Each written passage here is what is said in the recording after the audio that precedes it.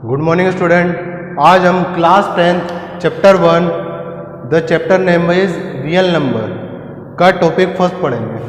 Okay, topic related है exercise 1.1 से और हमारा टॉपिक है and our topic is Euclid's division lemma and algorithm. Okay, and first point is lemma. अब ये लेमा होता क्या है? लेमा एक ऐसी इक्वेशन होती है जो पहले ही प्रूव हो चुकी है। ओके, तो उसको क्या कहा जाता है? लेमा कहा जाता है। तो लेमा किस टाइप से है? Euclid's division lemma. तो किसकी डिवीजन लेमा है ये? यूक्लिड्स की डिवीजन लेमा। तो किसके ऊपर यूज होता है ये? डिवीजन के ऊपर यूज होता है। हमें पता है डिवीजन के क्या कितने पार्ट होते हैं? 4 पार्ट होते हैं। पहला होता है डिवाइडेंट, दूसरा होता है डिवाइजर, थर्ड होता है हमारे पास क्वोशिएंट एंड फोर्थ होता है हमारे पास रिमाइंडर। ओके, तो अब यहाँ पर डिवीजन यूक्लिड डिवीजन लेमा किस टाइप से क्या होती है इसके लिए देखते हैं। Euclid's division lemma starts that for any 2 integers. कहाँ से स्टार्ट होती है? किसी भी 2 इंटीजर से स्टार्ट होती है।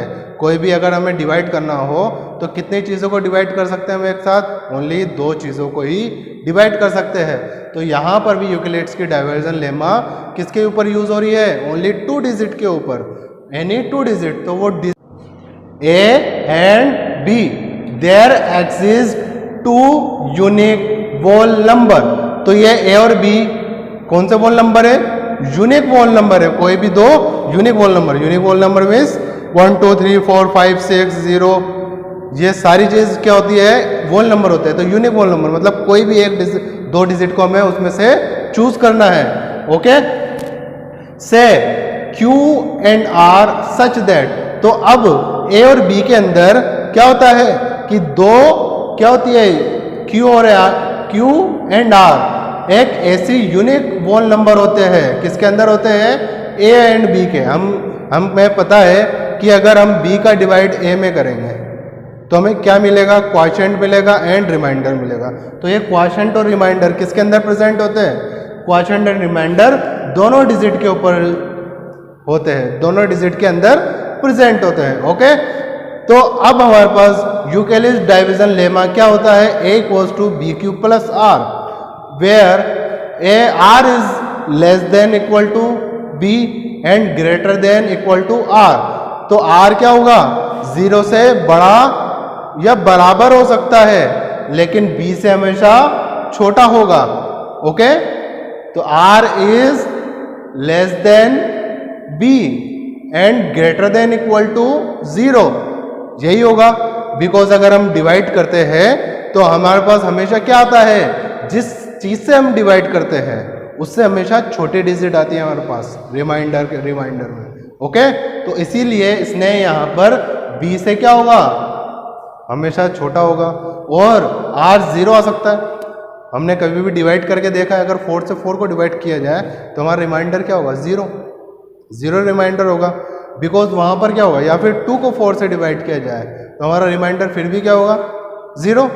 ओके, तो रिमाइंडर 0 इक्वल में हो सकता है लेकिन B से कभी भी बड़ा नहीं हो सकता। तो यहां पर हम देखते हैं कि A क्या है? A को बोला जाता है डिवाइडेंट, B को बोला जाता है डिवाइजर, Q होता है क्वोशिएंट एंड R होता है हमारा रिमाइंडर। ओके, तो इक्वेशन क्या हुई हमारे पास? A equal to B Q plus R, A equal to B Q plus R. अब इसका एग्जाम्पल करके देखते हैं। अगर 10 में 3 का डिवाइड किया जाए तो 3 टाइम जाता है। ओके, यहाँ पर कितना है? 9। रिमाइंडर क्या आ रहा है हमारे पास? 1।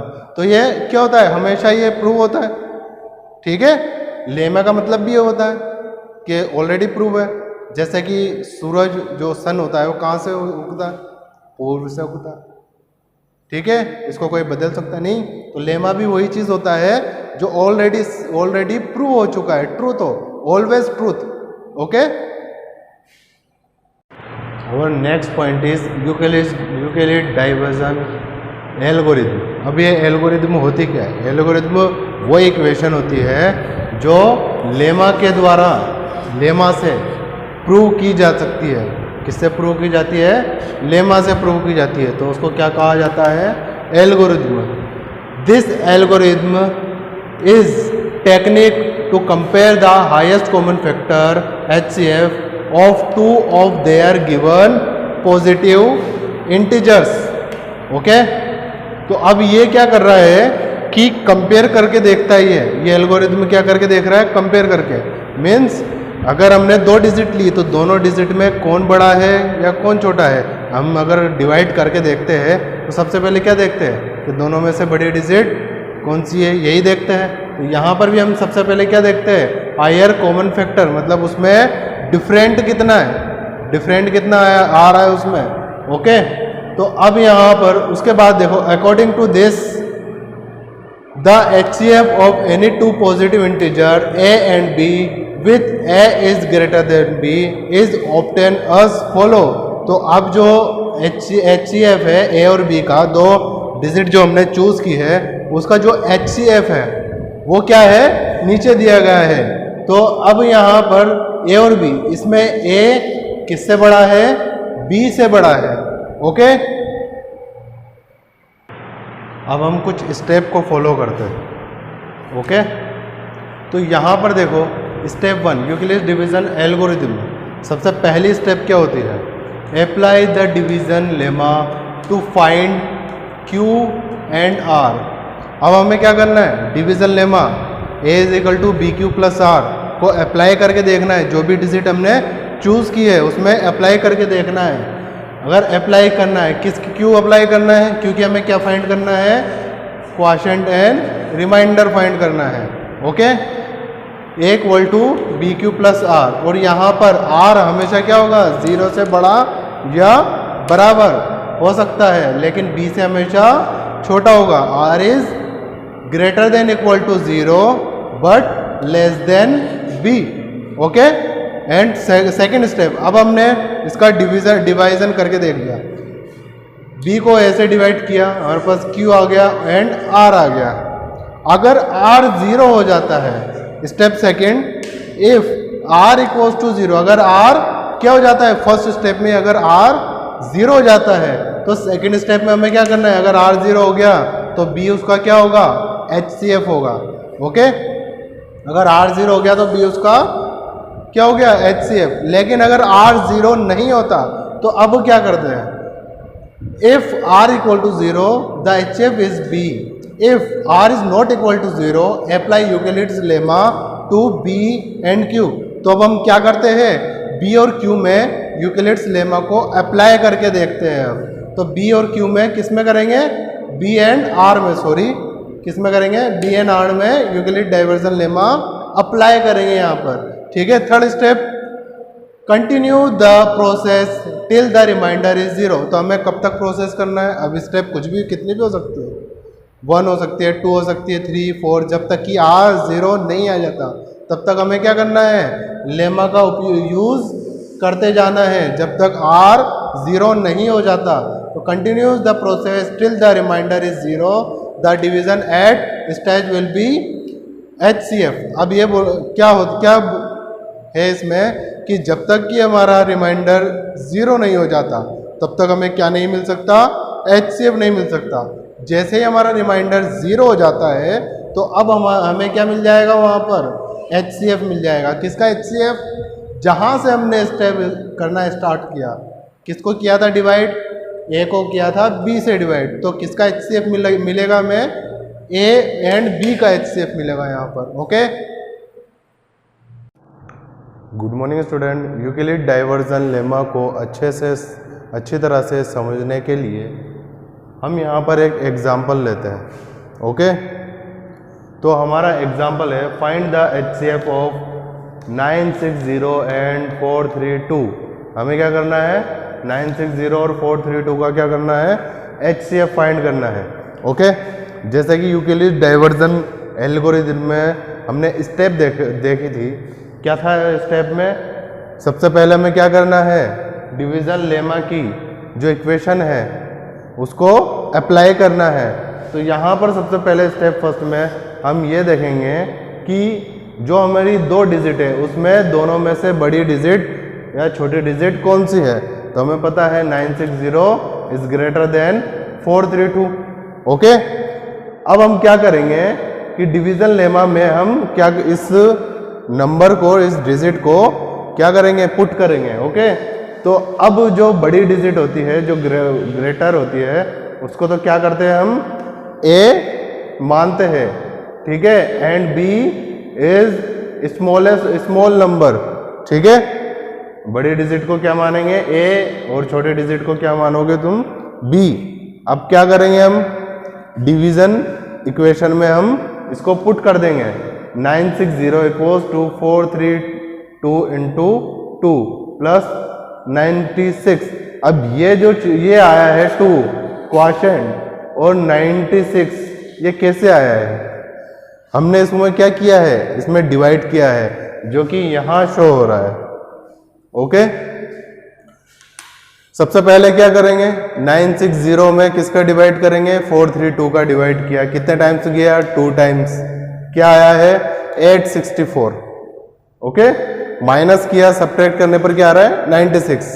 तो हमारा डिवाइडेंट जो है वो हुआ 960, डिवाइजर क्या है 432, क्वोशिएंट क्या है 2 and remainder 96। A B Q and R, तो हमने यहां पर पुट कर दिया। ओके, तो स्टेप 1 हमारे पास यहां पर आ गई।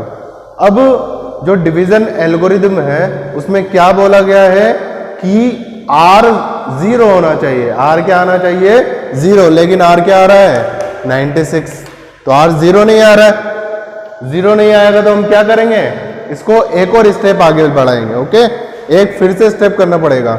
अब स्टेप किसके थ्रू करेंगे, किन डिजिट के बीच करेंगे, ये करेंगे बी एंड आर के बीच, किसके बीच करेंगे, बी एंड आर के बीच करेंगे। ओके, तो अब यहां पर ए जो बन जाता है 432 एंड आर बन जाता है बी। ओके, तो 96 क्या बन जाता है बी। अब हम यहां पर डिवीजन एल्गोरिथम को सॉल्व करेंगे। Okay, A equal to B Q plus R, value put करते हैं यहां पर 432 इक्वल्स टू 96 प्लस 4 प्लस 48। ओके, अब यहां पर भी ये क्वोशिएंट और ये 48, रिमाइंडर कहां से आया, फिर से हम क्या करेंगे, यहां पर हमने क्या किया, ए किसको लिया, अब डिवाइडेंड क्या है हमारे पास 432 एंड डिवाइजर क्या है 96। डिवाइडेंड तो हो गया 432 एंड डिवाइजर हो गया 96। क्वोशिएंट क्या आता है 4 एंड रिमाइंडर 48। ओके, तो हमने यहां पर क्या कर दिया, यहां से वैल्यू जितनी भी वैल्यू आई है यहां से लेकर कहां पुट कर दी, इक्वेशन में पुट कर दी। ओके, तो अब यहां पर भी हमारा रिमाइंडर क्या आया है 48। आना क्या चाहिए 0 आना चाहिए, जब तक 0 नहीं आया तो जब तक स्टेप करते चले जाएंगे हम। तो अब यहां पर हमारे पास क्या आ रहा है, हमारे पास यहां पर आ रहा है r is not equal to 0। अब जब तक 0 नहीं आ जाता हम क्या करेंगे, स्टेप आगे बढ़ाते चले जाएंगे। ओके, हमारी अगली step number 3, because step second में हमारा r 0 नहीं हुआ था तो हम क्या यूज करेंगे, स्टेप थर्ड। अब स्टेप थर्ड में, स्टेप सेकंड में जो भी डिवाइडेंट था, सॉरी जो भी डिवाइजर था वो क्या बन गया डिवाइडेंट, और जो रिमाइंडर है वो क्या बन गया डिवाइजर बन जाता है अब यहाँ पर। ओके, तो हम क्या कर रहे हैं, so we take 96 as dividend and 48 as divisor. तो हमने 96 को क्या लिया डिवाइडेंट एंड 48 को क्या लिया डिवाइजर।